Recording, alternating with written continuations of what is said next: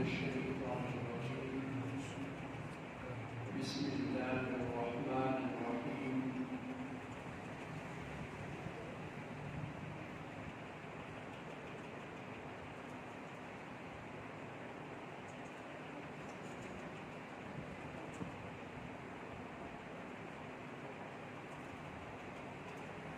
أفغير دين الله يبغون وله أسلم من في السماوات والأرض طوعا وكرها وإليه يرجعون. صدق الله العظيم. إن الله وملائكته يصلون على النبي يا أيها الذين آمنوا صلوا عليه وسلموا تسليما. اللهم صل على سيدنا ومولانا محمد وعلى آل سيدنا ومولانا محمد وبارك وسلم عليه.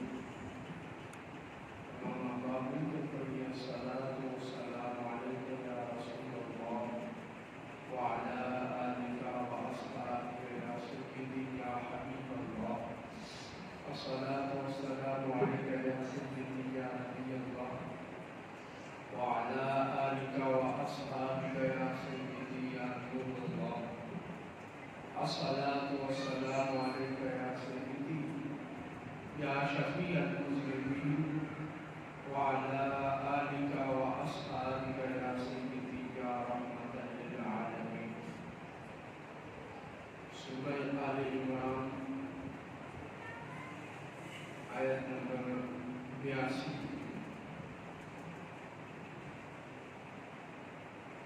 گزشتہ آیت میں میثاق انبیاء کا ذکر تھا.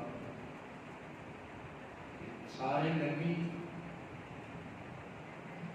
اپنے مابعد آنے والے نبیوں کی نبوت کی پیشن گوئی اور گواہی دے کر گئے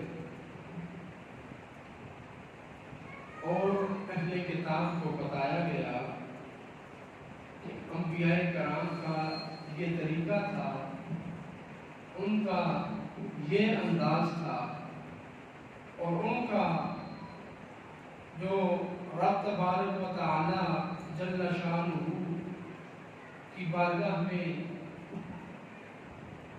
نذرانہ عقیدت تھا، اور انبیاء کا جو آپس میں تعلق تھا وہ تو اس درجے کا تھا.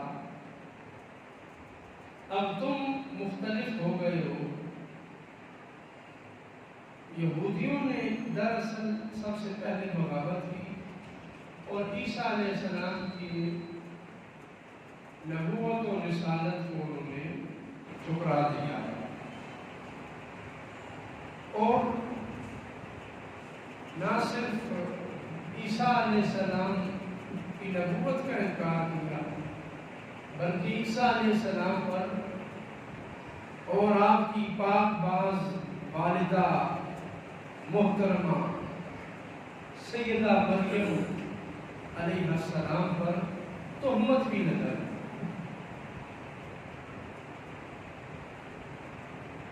تو اہل کتاب سے پہلے یہودی منکر ہوئے عیسیٰ علیہ السلام کی رسالت کے. جو عیسائی تھے وہ عیسیٰ علیہ السلام کے دفاع میں اس قدر آگے چلے گئے کہ عیسیٰ علیہ السلام کو خدا کا بیٹا اور خدا کا روح قرار دیا.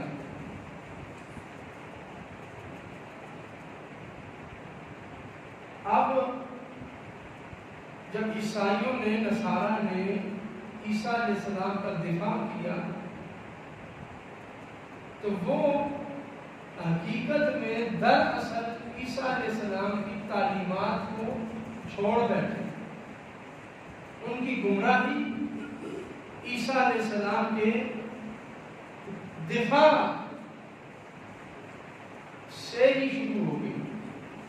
دفاع تو کیا عیسیٰ علیہ السلام کا، عیسیٰ علیہ السلام کی عزت کا دفاع کیا، اچھی بات ہے، لیکن اس دفاع کے انداز میں وہ گمراہ ہو گئے۔ اس سے پتہ چلا کہ شخصیات کا دفاع، مقدسات کا دفاع یہ دینی فریضہ ہے، لیکن حدود و قیود میں رہ کر، آداب و اصول بجا لا کر دفاع کیا جائے گا، اصول نہیں چھوڑے جائیں گے۔ تو عیسیٰ علیہ السلام کے دفاع میں عیسائی مستغرق ہو گئے اور احکام کو پس پش ڈال دیا، احکام کو وہ بھول گئے،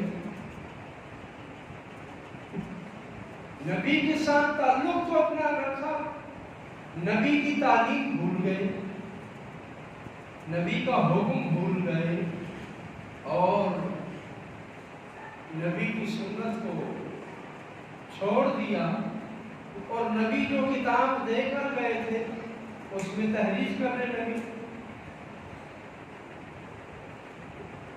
الغرض جب وہ تحریف پر پہنچ گئے، دین میں انہوں نے تحریف کر دی، تو اللہ رب العزت نے اب ان کی اس بیماری کو آشکارا فرمایا۔ افغیر دین اللہ، آل عمران کی سائد کا آغاز کیا، افغیر دین اللہ یبغون، کیا وہ اللہ کے دین کے علاوہ کوئی اور دین ڈھونڈ رہے ہیں، کسی اور دین کی تلاش میں ہیں؟ اس دین الہی سے انہوں نے رخ موڑ لیا ہے، آپ یہ کوئی اور دین ڈھونڈ رہے ہیں، تلاش کر رہے ہیں۔ تو یہود و نصارہ کا دوسرا دین ڈھونڈنے کا مقصد کیا ہے؟ اپنی منمانی، کہ انہوں نے شریعت کو دین نہیں سمجھا، دین نہیں بنایا، انہوں نے اپنی طبیعت کو، من مانیوں کو، نفسانی خواہشات کو دین بنا لیا، شریعت چھوڑ دی، طبیعت کو آگے کر دیا۔ اللہ رب العزت نے فرمایا افغیر دین اللہ یبغون، وہ تلاش کرتے ہیں، یہ نہیں کہ ایک آدھ بار ان سے یہ بات ہوئی اور تعریف دین اور رغبت علی الدین ایک آدھ بار ہوئی، نہیں، یبغون پہلے مضارع ہے اور یہ دوام استمرار پر دلالت کر رہا ہے کہ یہ اب بھی اپنی اسی گمراہی میں دین الہی سے منہ موڑے ہوئے، اور آئندہ بھی ان کا یہی وسیلہ رہے گا۔ افغیر دین اللہ یبغون، کیا اللہ کے دین کے سوا یہ دوسرا دین تلاش کر رہے ہیں؟ کہ اللہ نے جو دین دیا عیسیٰ علیہ السلام کے ذریعے سے، یہ اسے چھوڑ بیٹھے، اور یہودیوں کو جو موسیٰ علیہ السلام کے ذریعے دین ملا وہ اس دین کو چھوڑ بیٹھے اور اپنی من مانی پر اتر آئے۔ تو اللہ تعالیٰ نے واضح طور پر فرمایا افغیر دین اللہ یبغون، اللہ کا دین چھوڑ کر یہ دوسرا دین تلاش کر رہے ہیں۔ معنی یہ ہے کہ یہ دین انہوں نے چھوڑ دیا، اس سے مرتد ہو چکے، اپنے دین کے کافر ہو چکے۔ وہ کس طرح کہ رسول اللہ صلی اللہ علیہ وآلہ وسلم پر ایمان لانا یہ وہ دین تھا جو موسیٰ علیہ السلام بھی بتا کے گئے، عیسیٰ علیہ السلام بھی بتا کے گئے کہ میرے بعد نبی آئے گا، رسول آئے گا، اور مکہ میں وہ پیدا ہوگا، مکہ سے وہ ہجرت فرما کے مدینہ میں آباد ہوگا۔ تو ان کا دین تو یہ تھا کہ اس نبی پر ایمان لاتے ہیں، جس کی تاکید ان کے نبی انہیں کر گئے تھے، لیکن وہ اسے پھر گئے، اس اپنے دین کے منکر ہو گئے۔ کیوں نہ ہوتے کہ انہوں نے تو جب ایک دیکھا کہ دینی احکام میں تحریف کر دی. دینی احکام میں تحریف کا جب دروازہ کھل جاتا ہے، ایک مرتبہ کوئی جری اور بہادر ہو جاتا ہے دین کی مخالفت میں، تو وہ پھر بار بار اس کے لیے یہ کام کرنا آسان ہوتا جاتا ہے، دل سیاہ ہو جاتے ہیں. شیطان اس پر مزید اپنے وسوسے ڈال کے مزید گمراہی میں ڈال دیتا ہے. تو انہوں نے دین موسوی اور دین عیسوی میں تحریفیں کی. تورات اور انجیل اٹھا کر دیکھی، واضح طور پہ انہوں نے خود تحریفیں کی. یہی وجہ ہے کہ وہ تورات اور انجیل کو اپنی زندگیوں سے نکال چکے. وہ سفر جو ایک حکم دولی سے شروع ہوا تھا، آج اس کا خمیازہ یہ بھگت رہی ہے وہ کہ بالکل تورات ان کی زندگیوں سے خارج، انجیل ان کی زندگی سے خارج. من مانی کرنا، من پسند اقدامات اٹھانا، اور جو وہ خود مناسب سمجھے اسے ماننا وہ دین سمجھتے. جس طرح ہمارے ہاں باقاعدہ طور پر دین بیزاری کی تحریک جو ہے یہ شروع کی گئی. مسلمانوں کے اندر بھی دین بیزاری کا پودا لگایا گیا. وہ احکام جن پر عمل کرنا مشکل لگتا ہو، ہر انسان دین پر شوق سے نہیں چلتا. کچھ خوشی سے چلتے ہیں، کچھ مجبوری سے چلتے ہیں، کچھ دکھاوے کے لیے کرتے ہیں، کوئی اپنے فائدے کے لیے کرتے ہیں. تو بہرحال سابقہ تجربے کے مطابق دین بیزاری کے لیے راستے کھولے گئے. ایک حکم شریعت کا لے کر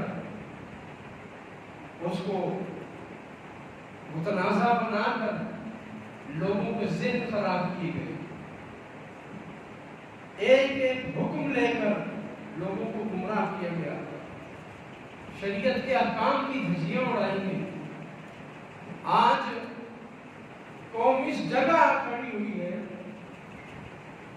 کہ قرآن پاک پر عمل کرنا تو دور کی بات، قرآن پاک کی تعلیم دینا بھی کوئی اپنی اولاد کو مناسب نہیں سمجھتا.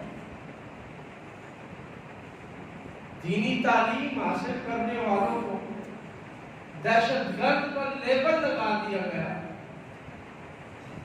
آج ہمارے مدرسے بھی ویران ہو گئے، خانقاہیں ویران ہو گئی، بڑی بڑی یونیورسٹیاں ویران ہو گئی، اور دینی تعلیم انحطاط پذیر ہو گئی. تو اللہ رب العزت نے فرمایا افغیر دین اللہ یبغون، کیا یہ چاہتے ہیں دین خدا کے سوا کوئی دین؟ وَلَهُ أَسْلَمَ مَنْ فِي السَّمَاوَاتِ وَالْأَرْضِ طَوْعًا وَكَرْهًا وَإِلَيْهِ يُرْجَعُونَ. حالانکہ اللہ تو وہ ہے، اس دین کو بھیجنے والا وہ ہے جس کے آگے زمین و آسمان کی ساری مخلوق اپنا سر جھکائے ہوئے، طوعاً خوشی کے ساتھ، وکرہاً اور مجبوری کے ساتھ. کوئی بخوشی مسلمان ہے اور کوئی مجبوری سے مسلمان ہے، لیکن وَإِلَيْهِ يُرْجَعُونَ، آخر کار سب نے جانا اللہ کی طرف ہے. کوئی اپنی خوشی سے رب کی طرف چلا جائے تو یہ اس کی خوش قسمتی ہے، اور کوئی موت کے ہاتھوں مجبور ہو کے رب تک پہنچ جائے تو یہ اس کی بدبختی ہے. وَإِلَيْهِ يُرْجَعُونَ، جانا اسی کے پاس ہے، اپنے گھر والوں کے پاس، اپنے وزیروں کے پاس، حاکموں کے پاس کوئی ٹھکانہ نہیں. واپسی اللہ کی جانب ہے، رجوع اسی کی جانب ہے. بالآخر جس نے بھیجا ہے اسی کے پاس جانا ہے، اسی کے سامنے پیش ہونا ہے۔ تو پھر جب اس کے سامنے پیش ہو رہے ہیں تو آج دنیا کی چند روزہ زندگی کو اس کے دین کے مطابق گزار لو، اس کے بھیجے ہوئے پیغام کے مطابق اپنی زندگیوں کو سنوار لو، تو پھر تمہارے لیے کامیابی ہے۔ اور اگر ایسا نہیں تو پھر جو مرضی کرو، جانا رب کی طرف ہے، وہیں پہ لوٹ کے جانا ہے، پھر حساب بھی دینا ہے۔ اس آیت کریمہ میں توہن و کرم، خوشی سے یا مجبوری سے، اس کی 6 تعویلات اور 6 تفسیرات امام طبری رحمۃ اللہ تعالی علیہ نے بیان فرمائی ہے۔ اور اس نے ایک تعویل یہ بھی ذکر کی ہے کہ مجبوراً کسی کو فورس کر کے زبردستی مسلمان بنانا جائز ہے۔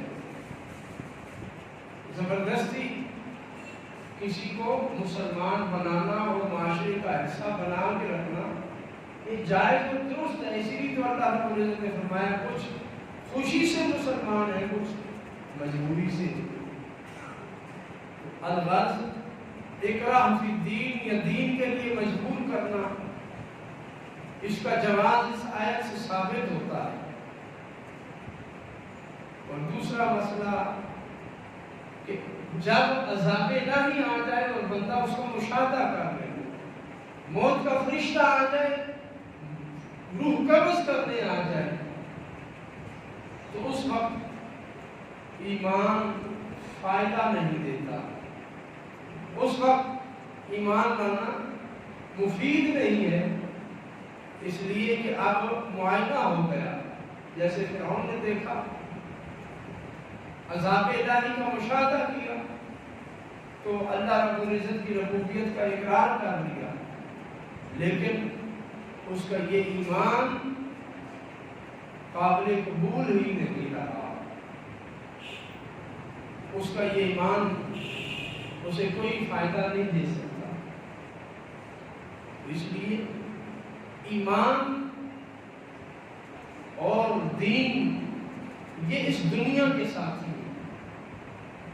ایمان اور دین بچپن سے لے کر بڑھاپے تک کے ساتھی ہے۔ ایسا نہیں ہے کہ یہ دین اور ایمان اور شریعت زندگی کے کسی ایک حصے میں خاص اور باقی حصوں سے نکل جائے، ایسا نہیں ہے۔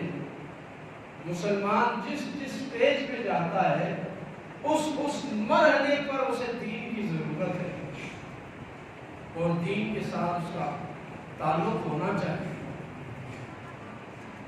اللہ رب العزت نے فرمایا کہ یہ مت سوچو کہ اللہ کے سوا ہم کوئی دوسرا دین اختیار کر لیں۔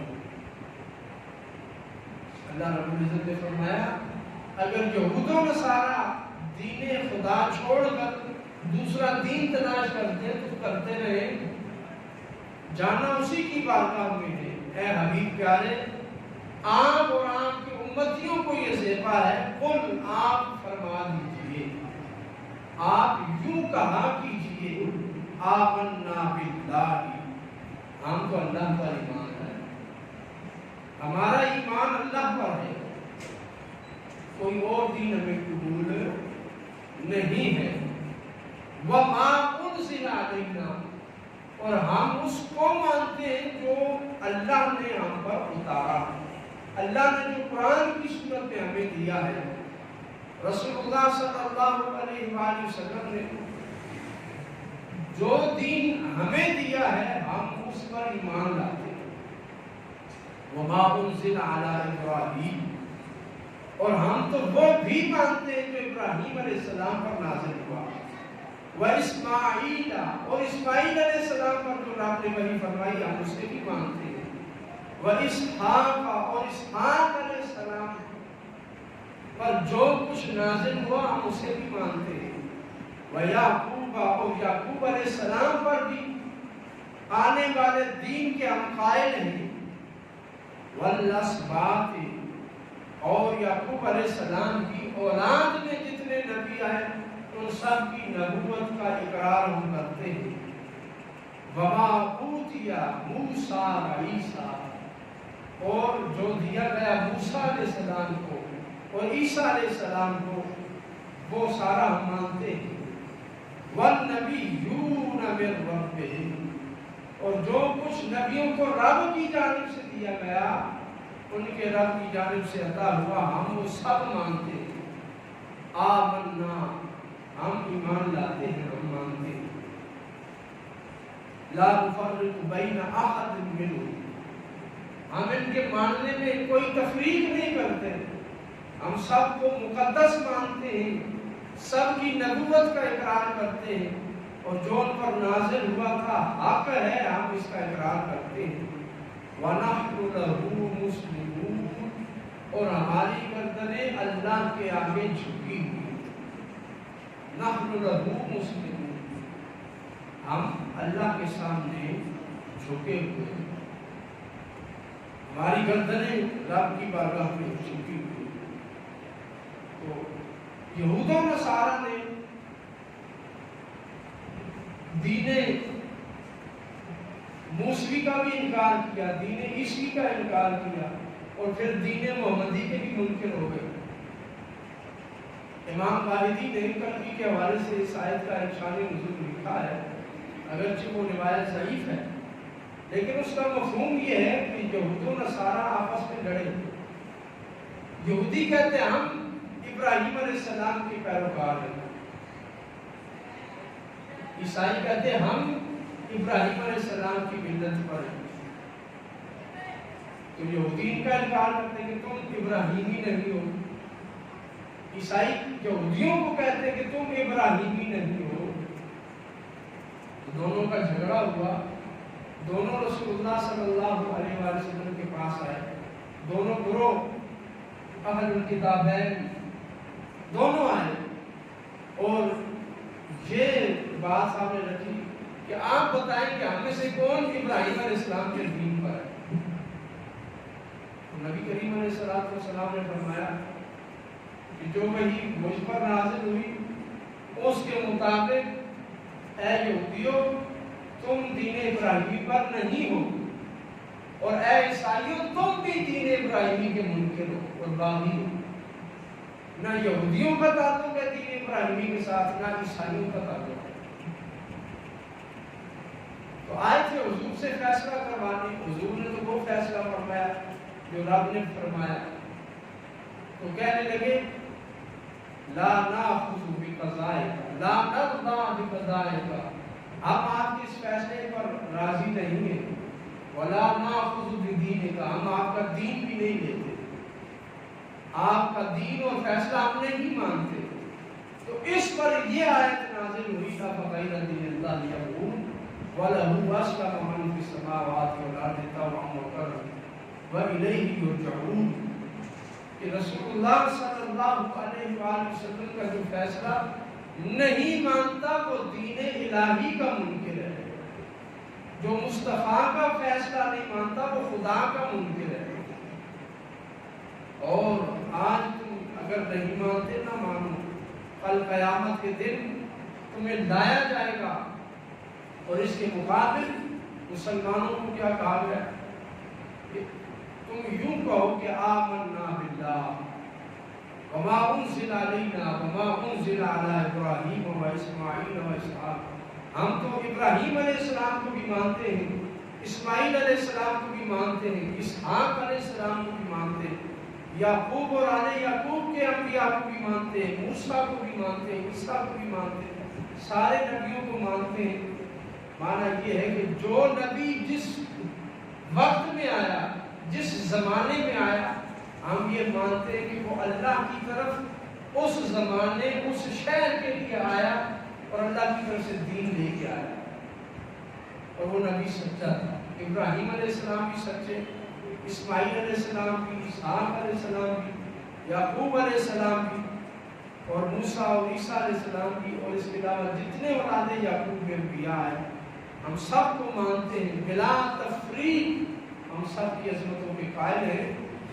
اس لیے وَنَحْنُ لَهُ مُسْلِمُونَ کہ ہم نے یہ فیصلہ کر لیا کہ ہم نے گردن اللہ کے سامنے جھکانی ہے،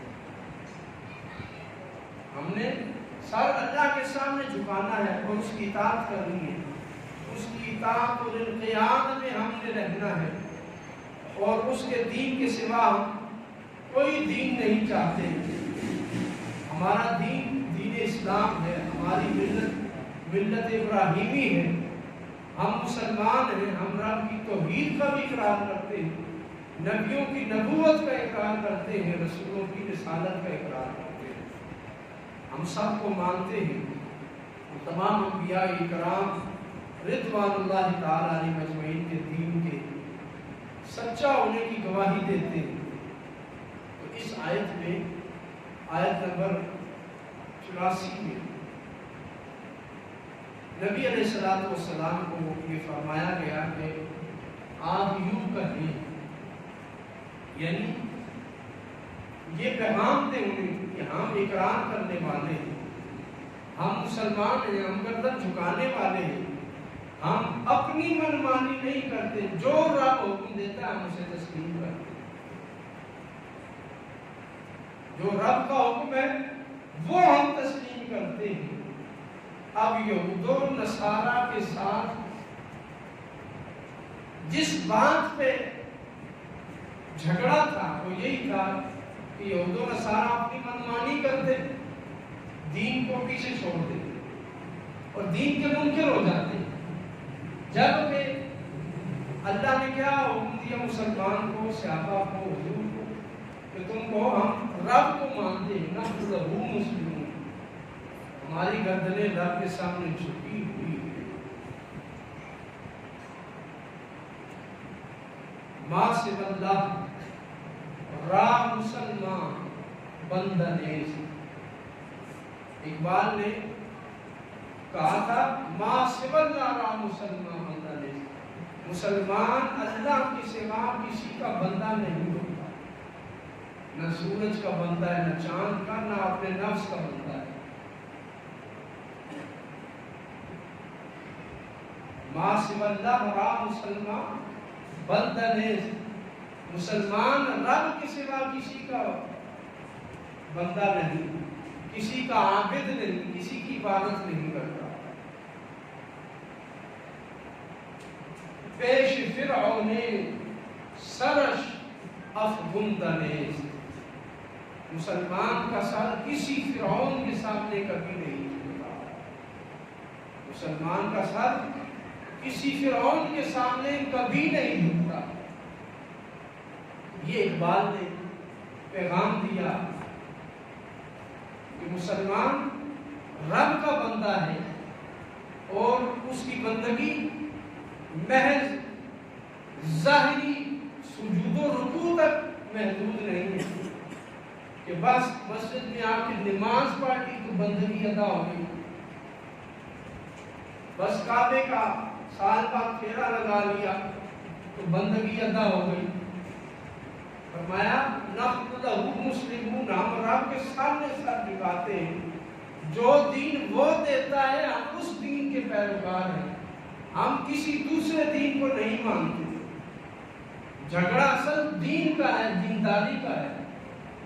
یہی وجہ تھی کہ امام حسین رضی اللہ تعالی عنہ آپ نے مدینہ چھوڑا، مکہ چھوڑا، کربلا گئے، وہاں اپنا سر قربان کر دیا۔ کس وجہ سے وہ سر گیا؟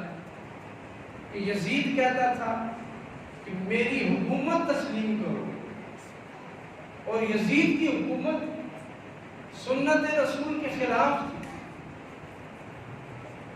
حضرت سیدنا امام حسین رضی اللہ تعالی عنہ کا موقف کیا تھا کہ چند ایک باتیں ہیں جو میرے علم میں آئی ہیں جو سنت کے مخالف ہیں، اور اسی مفہوم کو اقبال نے اپنے فارسی کلام میں ذکر کیا ہے کہ جب رسول اللہ صلی اللہ علیہ وسلم کے بعد قرآن کو چھوڑ دیا گیا، قرآن چھوڑنے کا معنی یہ نہیں کہ قرآن پڑھنے والا کوئی نہیں تھا، مدینہ میں بھی تلاوت ہوتی تھی، مکہ میں بھی تلاوت ہوتی تھی، حتیٰ کہ یزید کے درباری بھی قرآن پڑھتے تھے، وہاں بھی جب نماز ہوتی قرآن کی تلاوت کی جاتی تھی، تو قرآن کی تلاوت رسماً تو تھی لیکن حقیقت نہیں تھی۔ وہ پڑھتے تھے لیکن مانتے نہیں تھے، اس پہ عمل نہیں کرتے تھے۔ سیدنا امام حسین رضی اللہ تعالیٰ عنہ سلطنت میں موجود ان قباحتوں کی نشاندہی کرنے، ان کی اصلاح کے لیے گئے، اور اقبال نے امام حسین کے اس سارے سفر کا خلاصہ اسی شعر نے بیان کیا، ماں سو اللہ را مسلمان بندنے پیش فرعون سرش افگندنے، مسلمان اللہ کے سوا کسی کا بندہ نہیں، اور کسی فرعون کے سامنے اس کا سر نہیں جھکتا۔ جب اس کے سامنے فرعون آتا ہے تو پھر یہ حق کا علم بردار بن کر کھڑا ہو جاتا ہے، یہ حق کا علم بردار ہوتا ہے اور حق کا پیغام لے کر کھڑا ہوتا ہے اور حق کے لیے اٹھ کھڑا ہوتا ہے۔ یہ سادہ سا مفہوم ہے واقعہ کربلا کا کہ دین کی حفاظت کے لیے مسلمان اپنی جان دے دیتا ہے، جبکہ ادھر یہود و نصارہ کی روش کیا تھی کہ انہوں نے دین کو، اپنے ہی دین کو بدل دیا، عمل کرنا مشکل لگا، اس میں تحریف کر دی، منمانی کر دی، دین کو چھوڑ دیا۔ لیکن مسلمان حضور کے امتی میں اور یہودی اور عیسائی نے فرق یہ ہے کہ وہ اپنی جان کے لیے دین چھوڑ دیتے ہیں، مسلمان دین کے لیے اپنی جان قربان کرتے ہیں۔ نحن لہ مسلمون، ہم اللہ کے آگے ہی سر جھکاتے ہیں۔ بس اتنا فرق ہے مسلمان میں اور کافر میں کہ کافر اپنی جان خلاصی کے لیے، اپنے فائدے کے لیے دین چھوڑ دیتا ہے، اور مسلمان دین کی حفاظت کے لیے، دین پر عمل کرنے کے لیے اپنی جان بھی قربان کر دیتا ہے۔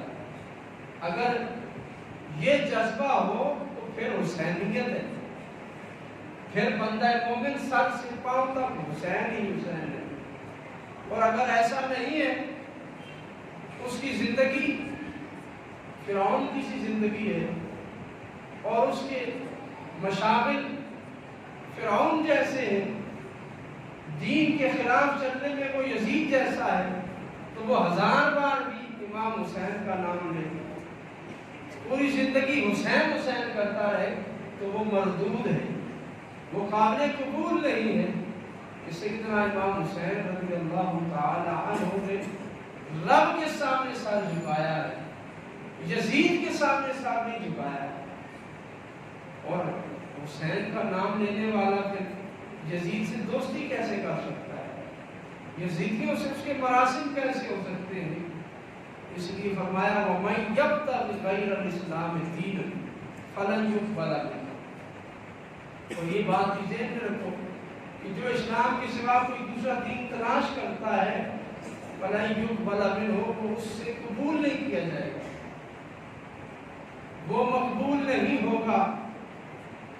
جو دین خدا چھوڑ کر، دین کا حکم چھوڑ کر کوئی دوسرا طریقہ اپناتا ہے، فَلَن يُقْبَلَ مِنْهُ، رب اس سے قبول نہیں کرے گا، وہ مردود ہوگا۔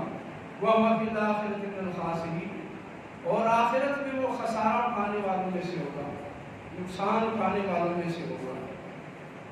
یعنی اس سے یہ بات واضح ہوگی کہ دین اسلام چھوڑ کر دین پر عمل کرنے کی بجائے بندہ کوئی دوسرا راہ اختیار کر لے، کوئی دوسرا ذریعہ اختیار کر لے، فَلَن يُقْبَلَ مِنْهُ، تو اس سے قبول نہیں کیا جائے گا، اسے قبول نہیں کیا جائے گا۔ کوئی بندہ یہ چاہے کہ یہ حکم شریعت میرے لیے مشکل ہے تو میں اس کو چھوڑ ہی دیتا ہوں، اس پہ عمل نہ بھی کیا تو کیا حرج ہے؟ تو اللہ فرماتا ہے فَلَن يُقْبَلَ مِنْهُ، اس سے قبول نہیں ہوگا،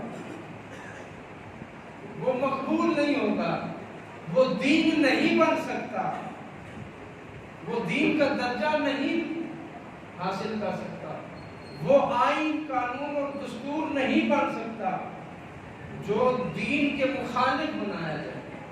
اسلام کے مخالف جو بنایا جائے وہ دین ہی نہیں، وہ قانون ہی نہیں جو اسلام کے خلاف ہو۔ اللہ رب العزت نے واضح فرمایا، من یبتغی غیر الاسلام دینا، اے یہود و نصارہ تم اپنا دین چھوڑ کر اپنی منمانیاں کر رہے ہو، فلن یقبل منہ، یہ رب کو قبول نہیں۔ دنیا میں دوام اسی کو ہے جو اللہ کی بارگاہ میں قبول ہو جائے، اللہ کی بارگاہ میں مقبول ہو جائے، اور جو رب کو پسند آ جائے، جو اللہ کی رحمت کا حقدار ہو جائے، وہی در حقیقت اس دنیا میں مسلمان ہے، اور اسی کی مسلمانیت باقی رہے گی، اور اسی کی مسلمانیت کی مثال قائم رہے گی۔ یزید نے تخت اور تاج ہونے کے باوجود دین چھوڑا، مردود ہو گیا، ملعون ہو گیا، قیامت تک اس پر لعنتیں برستی رہی۔ امام حسین نے دین پر عمل کیا، دین کی حفاظت کے لیے اپنی جان قربان کی، رب کی بارگاہ میں بھی مقبول ہو گئے، ایک زندگی قربان کی، ادھر سر تن سے جدا ہوا، گردن حلق سے علیحدہ ہو گئی، لیکن زبان پہ پھر بھی کلام الہی جاری رہا۔ ادھر کی فانی زندگی بچانے کے لیے یزید نے حربے کیے، وہ اس دنیا میں بھی تباہ ہوا، آخرت میں بھی تباہ ہو گیا۔ امام حسین نے دین کی حفاظت کے لیے اپنی جان کی قربانی دی، تو وہ جان جو یہاں قربان کی تھی، وہ جان پھر جوان ہو کر آپ کے جسم میں واپس آ گئی۔ کہ زبان بغیر حلق کے، بغیر گردوں کی طاقت کے، بغیر سانس کے بھی زبان چل رہی ہے اور قرآن پڑھ رہی ہے، بغیر سینے کی طاقت کی آواز نکل رہی ہے۔ یہ کیا ہے؟ یہ وہ زندگی ہے جو اللہ رب العزت عطا فرماتا ہے، جو اللہ مقبول فرما لیتا ہے۔ جب رب کسی کو مقبول کرتا ہے تو پھر وہی اس دنیا میں بھی زندہ رہتا ہے اور میدان حشر تک زندہ رہتا ہے، اسی کا نام ہوتا ہے اور اسی کے ڈنکے بجتے ہیں۔ اس لیے بندہ مومن کی خواہش یہ ہونی چاہیے کہ میرا یہ عمل رب کی بارگاہ میں مقبول ہو، کسی کو دکھانے کے لیے نہیں، کسی کو خوش کرنے کے لیے نہیں، صرف اور صرف اللہ کی رضا کے لیے ہونا چاہیے۔ اس کی ایک مثال پیش کرتا ہوں۔ نبی کریم علیہ السلام کا وصال ہوا اور اس کے بعد حضرت ابوبکر صدیق رضی اللہ تعالی خلیفہ بنے۔ اب سب سے پہلے جو مسئلہ پیش آیا وہ مرتدین کے ساتھ جہاد کا تھا، اس سے پہلے لشکر اسامہ کی روانگی کا تھا۔ سب نے کہا حضور اس لشکر کو روک لیجئے، روانہ مت فرمائیے۔ حضرت ابوبکر صدیق نے فرمایا کہ جس لشکر کو حضور نے تیار فرمایا تھا روانہ کرنے کے لیے، ابو بکر اسے کیسے روک سکتا ہے؟ عرض کی کہ حضور بعد میں بھیج دیجیے گا، یہ لشکر بعد میں بھیجا جا سکتا ہے، فی الحال دیگر امور کی طرف توجہ کی جائے۔ حضرت ابوبکر صدیق رضی اللہ تعالیٰ عنہ نے فرمایا میرے نزدیک مقدم وہ کام ہے جو رسول اللہ صلی اللہ علیہ وسلم سوچ کے گئے، جو کام حضور نے چھوڑا ہے وہ میرے لیے سب سے مقدم ہے۔ حضور نے اس لشکر کی تیاری کا حکم دیا، رب نے نبی کو اپنے پاس بلا لیا، اب میں ان کی جگہ قائم مقام ہوں تو میں اس لشکر کو ضرور روانہ کروں گا۔ اسی طرح مرتدین کے ساتھ جہاد کی باری ہے، حالات ایسے نہیں تھے کہ لشکر کو بھیجا جاتا، مرتدوں کے ساتھ جہاد کیا جاتا، زکوٰۃ کے منکرین کے ساتھ۔ کچھ قبائل زکوٰۃ کے منکر ہو گئے اور تعویل یہ کی کہ ہم زکوٰۃ بھیجتے تھے رسول اللہ کی بارگاہ میں، ہم حضور کو زکوٰۃ پیش کرتے تھے، اب وہ اس دنیا میں نہیں رہے لہٰذا ہم اب زکوٰۃ نہیں دیں گے۔ تو حضرت ابوبکر صدیق رضی اللہ تعالیٰ عنہ نے ان کی یہ تعبیر مسترد کر دی اور فرمایا کہ زکوٰۃ حضور کے لیے نہیں تھی، زکوٰۃ اللہ نے فرض کی ہے اور وہ یتیموں، مسکینوں اور بیواؤں میں تقسیم ہوتی ہے اور اسلامی سلطنت اس کی دیکھ بھال کرتی ہے۔ تمہاری یہ تعبیر غلط ہے، اپنا مال بچانے کے لیے غلط ہیلا اور حربہ استعمال کر رہے ہو۔ پہلے مناظرے کے لیے، مباحثے کے لیے لشکر روانہ کیے، جب بات نہ بنی تو پھر جہاد کی تیاری کی کہ شریعت کا جو ایک حکم نہیں مانتا وہ مرتد ہے اور اس کے ساتھ جہاد واجب ہو گیا۔ حضرت ابوبکر صدیق رضی اللہ تعالیٰ نے جہاد کے لیے لشکر روانہ کر دیا۔ حضرت عمر نے عرض کی حضور لشکر تو روانہ کر دیں، اگر ارد گرد کے جو دیگر قبائل ہیں یہود و نصارہ ہیں وہ اپنے لشکر لے کر مدینہ پہ حملہ آور ہو گئے تو پھر ہمارا کیا بنے گا؟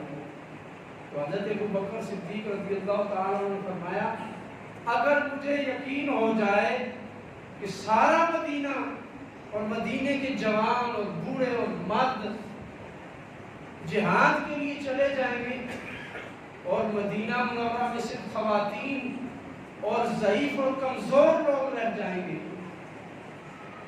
اور ابو بکر ان کی حفاظت کے لیے اکیلا ہو اور یہ بھی خدشہ ہو کہ جنگلات سے درندے آئیں گے اور وہ آ کر ابو بکر صدیق کی بوٹیاں نوش لیں گے، رانوں سے گوشت اکھاڑ کے لے جائیں گے، تو پھر بھی ابو بکر اس لشکر کو ضرور روانہ کرے گا، اپنی جان میں قربان کر دوں گا لیکن دین پر آنچ نہیں آنے دوں گا۔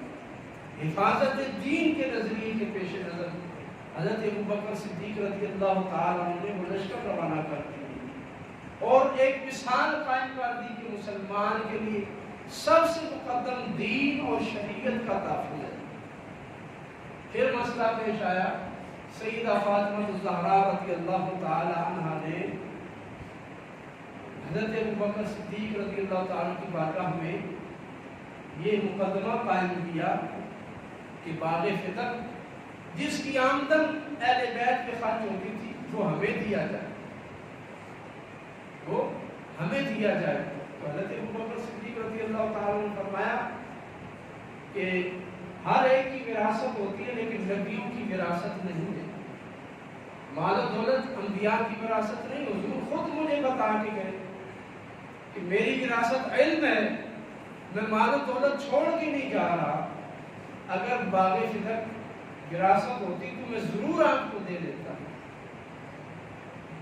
حضرت علی مرتضیٰ شیر خدا رضی اللہ تعالیٰ عنہ آپ ہی تشریف فرما تھے، آپ سے مخاطب ہوئے اور عرض کی کہ حضور علیہ السلام نے اس کو اپنے اختیار میں رکھا تھا، کنٹرول میں رکھا تھا، بیت المال میں رکھا تھا اور اس کی آمدن میں سے اہل بیت پہ خرچ کرتے تھے اور باقی آمدن دیگر فقراء اور مساکین پہ خرچ کرتے تھے۔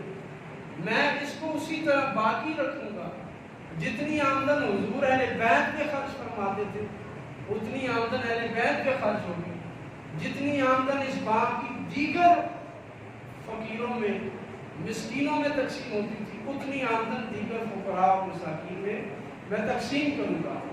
حضرت سیدہ فاطمہ الزہرا رضی اللہ تعالی عنہا چند دنوں کے لیے ناراض ہو گئی، لیکن حضرت علی رضی اللہ تعالی عنہ اس فیصلے پر خوش ہوئے کہ جو سنت حضور قائم فرما کے گئے ہیں ابو بکر اس کی حفاظت کر رہے ہیں۔